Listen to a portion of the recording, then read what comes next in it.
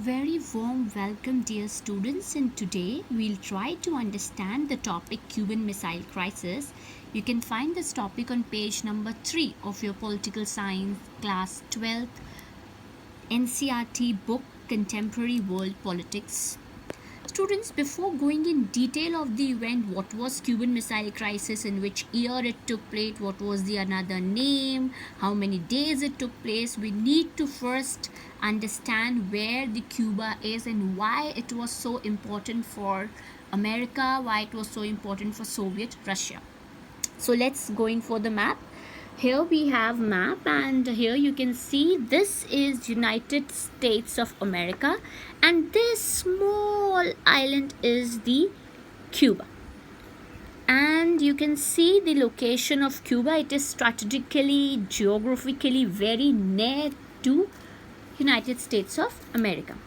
Children, in the 1940s, 50s and 60s, it was an era where the colonial countries were getting decolonized, and both the superpowers were trying to influence these, and they were trying to add them in their sphere of influence. Cuba was also such country, a small island. You have just seen it was at the off coast of United States. Remember, it was just 90 miles away from America, and it became a nation under the president of Fidel Castro. Here you can see he is Fidel Castro, and he died in 2016. He won the revolution through the guerrilla warfare. Now, children, this technique is not new to us. So if we look at the Indian context, Chhatrapati Shivaji was famous for this type of warfare. Even today's Taliban, if you see, they are very much inspired, and they actually do this to win a war. This guerrilla warfare is basically what? This is a military technique involved with the loots, with the raids, with hit and run technique, to hit and run away, just disappear. So Fidel Castro won the revolution in Cuba that happened in 1959, and this he became the Cuban president. But what he did after becoming the Cuban president, that was more important. He made Cuba the ally of Soviet Russia, and he received both diplomatic and financial aid from Soviet Russia. And United States does not like Cuba, a small island near to it geographically, to become an ally of Soviet Russia. So in 1961, the leader of Soviet Russia was worried that the small island would be invaded by America. And how will they invade? They will overthrow Fidel Castro. So in 1962, Nikita Khrushchev, this is Nikita Khrushchev, the leader of Soviet Union, what he did, he placed the nuclear missiles in Cuba for converting Cuba into a Russian base, which they thought that America would never invade. After 3 weeks, Americans were aware, and the US president, this was a president, John F. Kennedy. John F. Kennedy was in search of solution, and he ordered the warship to intercept any Soviet ship heading to Cuba, which will act as a warning to USSR. Remember, he was giving a warning. Now, why this warning? Why a nuclear country is giving a warning to another nuclear country?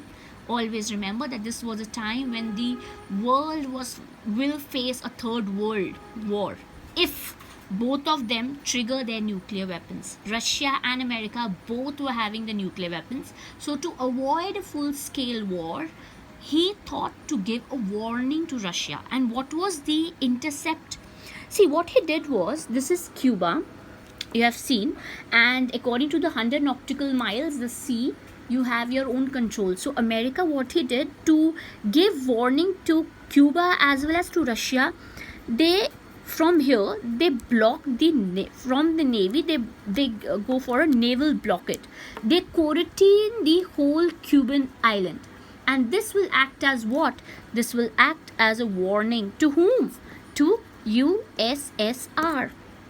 Remember, Cuba, as I have already told you, that it was just 90 miles away from US shores. So In Cuban Missile Crisis, both the leaders of US and Soviet Union engaged in a tense, remember, 13-day war. It happened in 16th October to 20th October. That is why it is known as October Crisis or the October War.